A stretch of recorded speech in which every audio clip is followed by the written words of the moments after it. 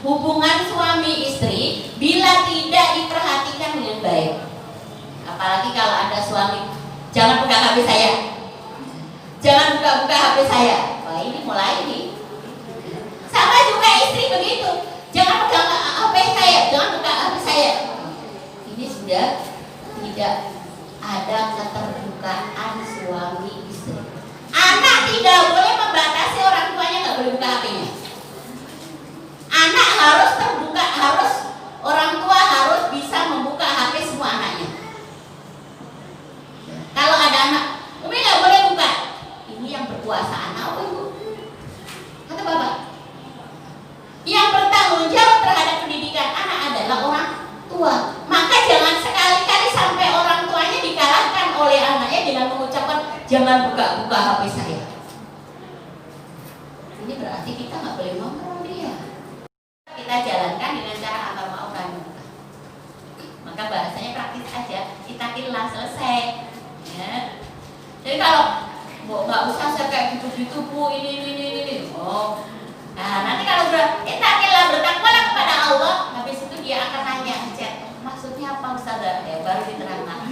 Nah itu cara kita memang berdakwah, mengingatkan orang tidak semua orang, apalagi kalau di situ grup kan modelnya, pasti dia tidak mau. Tapi kalau sudah keterlaluan, saya biasanya tetap dia berani mengeset di grup, berarti dia juga berani diingatkan di grup. Kadang sudah keterlaluan, ya perlu juga agar dia berhati-hati. Ya, kemudian saya sampai jam berapa mbak? Setengah 11. Ya. Saya lanjutkan, bagaimana kita kemudian menjadi muslimah di era milenial ini seharusnya seperti apa? Lafaz-lafaz yang awal turun itu semua menggunakan lafaz laki-laki. Sama innalladzina amanu wa amilus sholihat. Sama. Ya, amanu di situ berarti fa'ilnya adalah hum. Amanu fa'ilnya adalah hum. Ya iya, wawul jamaah yang takhirnya adalah hum. Enak. Jadi kalau belajar Al-Quran dan disambung dengan bahasa Arab begini itu indah. Ya. Nanti baru terasa pentingnya bahasa Arab. Ya. Jadi kalau kemudian semua lafaz-lafaz yang turun itu menggunakan lafaz laki-laki, maka para sahabiat itu meminta kepada Nabi Rasulullah, kenapa lafaznya menggunakan laki-laki semua? Nggak pernah ada ayat yang turun tentang lafaz menggunakan lafaz perempuan. Ngomong-ngomong ya. Nih, biar ternyata anaknya lebih pintar gak? Ya. Kalau muslimina jamak mudzakkar salim. Kenapa muslimina bukan muslimuna? Ayo, kenapa innal muslimina wal muslimati tidak innal muslimuna wal muslimatu? Inna. Karena ada inna. Jadi kalau nggak ada inna itu akhirnya ada kadang muslimuna, kadang muslimin ya. Itulah keindahan bahasa Arab. Nanti baru maksud bahasa Arab ya Bu ya. Yang menjadikan amal kita menjadi hilang pahalanya disebabkan kita nge-share sekali saja. Ada pahala kita. Padahal dia itu digambarkan oleh Nabi Shallallahu Alaihi Wasallam seperti batu hitam, seperti semut hitam di atas batu hitam di malam yang gelap gulita. Yang di di anak-anak yang masih kuliah ya seperlunya ketika kuliah, yang masih sekolah ya seperlunya kuliah, ibu-ibu apalagi ya seperlunya. Jangan sampai digambarkan seperti ada anaknya yang jatuh pun ibunya masih pegang HP. Anaknya makan tanah, ibunya pegang HP. Ya kalau anak-anak usia yang masih kan ada masa anak 5 bulanan itu kan senang pribadi agar tidak disalahgunakan. Ya. Foto-foto pribadi, misalkan foto lagi jalan-jalan dengan keluarga, ya bisa semuanya.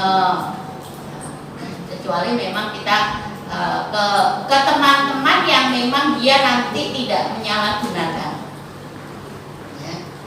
atau ke teman kita yang memang misalkan bisa menjaga saling, nah itu boleh lah. Tapi kalau sembarangan nge-share itu dikhawatirkan disalahgunakan tadi, kayak penculikan, ya, kayak juga penipuan, gunakan untuk menipu dan lain sebagainya. Mungkin kita pertama nggak sadar, oh biar teman kita tahu bahwa kita ini. Taunya orang itu menipu orang lain. Ini loh saya punya fotonya, masa nggak percaya kalau saya pinjam ini. Bahaya itu. Selain kita keluar dari perbedaan akan lebih baik. Ya. Kemudian selanjutnya, jangan share foto orang lain tanpa seizinnya. Nah, ini penting. Ya. Jadi kita tidak boleh share foto orang lain kalau tidak dapat izin. Maka kalau saya biasanya memang ngisi di mana-mana, tetap saya batasi, terutama kalau di banner, biasanya saya tidak membolehkan. Ya, saya tidak mengizinkan untuk meng-share foto saya di masukkan di banner, masukkan di MFT yang dipasang, itu saya tidak mengizinkan. Ya. Karena saya khawatir nanti menjadi dosa jariah tadi. Mungkin orang nggak perempuan yang lihat gak dari masalah, bisa jadi laki-laki yang lihat tadi yang fake malah difikol bihi marot, yang hatinya sakit, bisa jadi ada perasaan-perasaan yang seharusnya tidak timbul.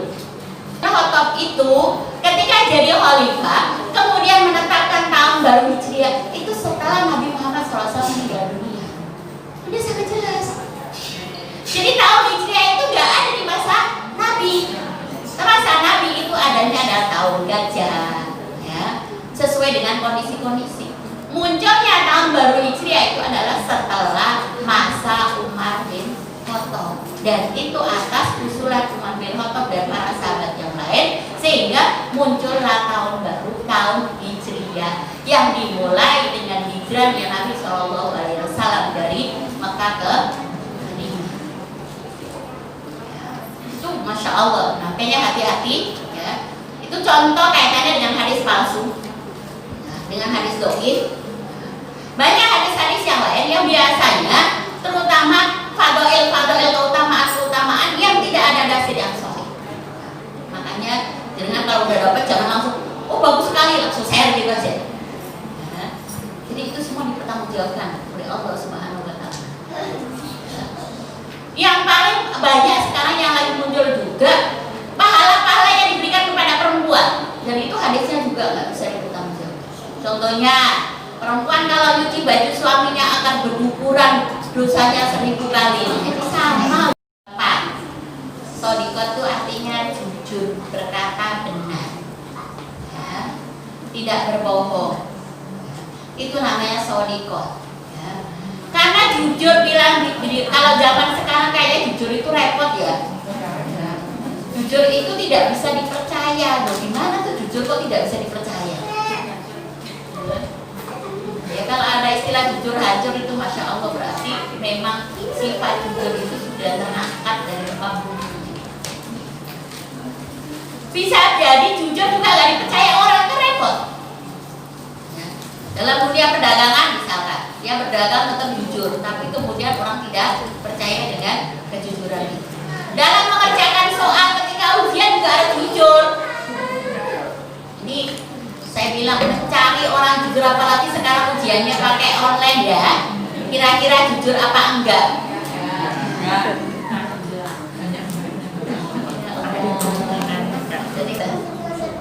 Sering kali kita mendengar sabar itu ada batasnya, ya. Sering ada ungkapan begitu ya. Padahal sabar itu tidak ada batas. Allah memberikan jaminan innallaha ma'as-sabirin.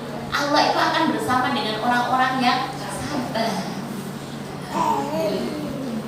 Jaminannya bersama Allah ketika kita sabar dalam segala hal, sabar menjalankan perintah Allah, sabar menjauhi larangan Allah, sabar dari ujian Allah, itu semua adalah sabar.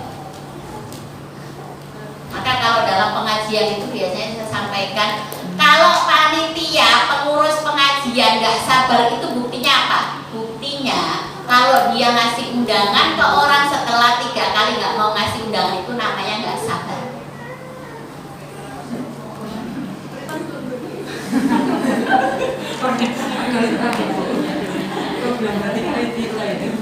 Jadi kalau jenengan itu biasanya kan gitu, dia dikasih undangan 3 kali nggak datang, ya sudah besok nggak usah dikasih undangan.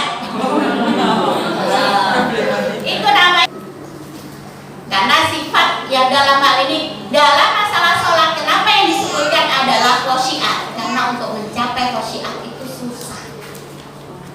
Ya. Tapi orang yang tidak khusyuk dalam sholat tetap dapat pahala, sholatnya tetap sah.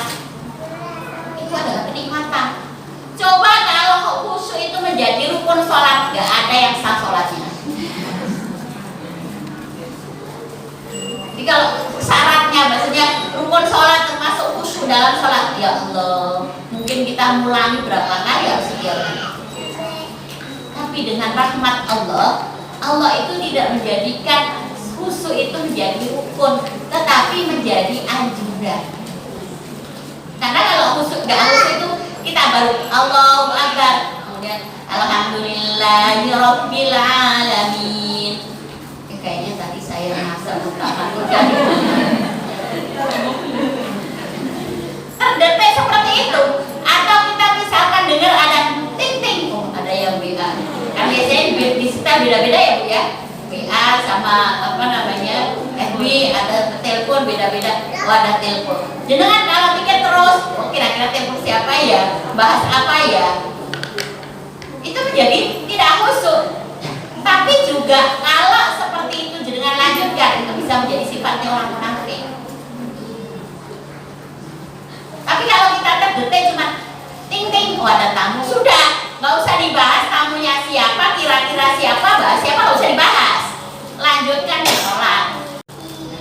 Baik itu sudah nikah maupun belum nikah, bahkan mungkin yang sudah nikah, laki-laki yang sudah nikah sengaja digoda, alasannya kalau sudah nikah kan udah mapan. Sementara yang istri pertama, yang istrinya yang kurang pasti dia marah besar, gitu ya. Karena ketika masih belum nikah itu nggak mapan. Mapannya ketika sudah nikah, dan itu karena manajemen keuangan istri. Maka kalau saya bilang, ya bapak kalau mau poligami itu ya harus mapan dulu toh. Jadi akan banyak semua perempuan mau dinikahi jadinya gitu kan. Kalau udah mapan dulu ya, kalau ada laki-laki cakep, hafid, punya rumah, punya perusahaan, siapa sih yang gak mau? Kayaknya langsung mau nikah 4 juga boleh. Ya.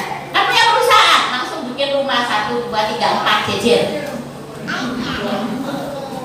kalau tadi dia hafid, kemudian istrinya 1, 2, 3, 4 hafidoh semua, bikin pondok pesantren hafid. Direkturnya suaminya, gurunya istrinya, muridnya anaknya, kan istrinya 4, punya anak 10 berarti anak 10.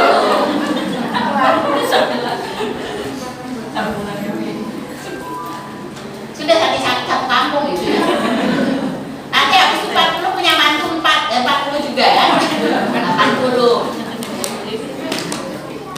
Yaitu sekedar bahwa sekarang kenapa hafidot itu tidak terjalankan, karena memang juga banyak yang belum nikah. Di sisi yang lain juga mungkin laki-laki itu menjadikan dia tidak ngowang tadi dari awal. Karena kalau ngowang itu adalah menjadi penanggung jawab keluarga. Makanya tadi saya nanya mbak lagi, kalau disuruh ibu sholat, kamu sholat nggak? Sallallahu alaihi wasallam di sholat Idul Fitri, Idul Adha, tasoddaqna. Ya masyarun nisa tasoddaqna. Hai para wanita bersedekahlah. Fa inni uridukunna aktsara ahli. Karena sesungguhnya telah diperlihatkan kepadaku bahwa kalian itu kebanyakan penghuni neraka.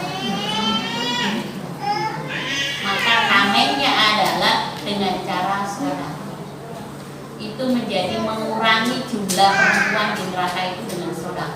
Karena perempuan itu terkenal dengan, kalau katanya dengan apa? Mbak sedang minta uang ibu apa bapak? Minta uangnya ke ibu ya? Kenapa ke ibu? Oh Kalau minta baju, sepatu, makan, lah kok ibu semua? Kenapa ke bapak? Itu kalau puasa wajib, memang perempuan pun dengan puasa wajib aja dia bisa masuk surga. Apalagi ditambah dengan puasa. Makanya Hafsah, istri Nabi Shallallahu Alaihi Wasallam disebut dengan sawama, ahli puasa. Sampai ketika Nabi SAW mau menceraikannya, itu diingatkan oleh malaikat Jibril, jangan kamu ceraikan dia karena dia adalah sawama. Karena Hafsah itu adalah ahli puasa. Sampai malaikat Jibril itu membilangnya. Maka ada keistimewaan sendiri. Jadi kalau kita bisa puasa, ya mungkin pertama-tama puasa karena Allah, yang kedua tidak apa-apa lah sambil diet. Kalau perempuan itu kan cenderungnya perlu diet, kita nggak ada kayak laki-laki diet. Ya, jarang sekali. Ya. Yang pengen diet itu kan biasanya perempuan. Karena berat badannya, nanti malu ini kegemuan dan lain sebagainya itu ada. Tapi itu ada manfaatnya. Kemungkinan kita itu nggak usah pakai diet, tapi memang kita menjalankan puasa. Sekali lagi, maka kita akan tahu kriteria muslim itu seharusnya seperti apa, kriteria mukminah itu harusnya seperti apa. Itu diperjelas sehingga kita akan bisa berusaha untuk menjalankan. Tentunya kita harus selalu juga berdoa, memohon kepada Allah agar kita itu nantinya meninggal pun dalam keadaan husnul khotimah. Makanya doanya kita adalah tawaffana musliman wa alhiqna bis sholihin. Ya Allah, wafat